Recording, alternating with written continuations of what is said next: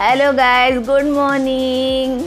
आप सबका स्वागत है cook with Sania YouTube channel पर। तो फ्रेंड्स, आज मैं बोया का M1 माइक यूज़ कर रही हूँ। मैंने ऑनलाइन परचेज़ किया है।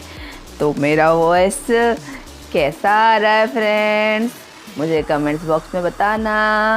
और आप सब भी अगर वीडियोस बनाते हैं तो बोया M1 ही परचेज़ करें, ऑनलाइन ऑफलाइन जैसा आप करना चाहे। और इसका प्राइस भी ज़्यादा नहीं है, आप अफोर्ड कर सकते हैं, है ना।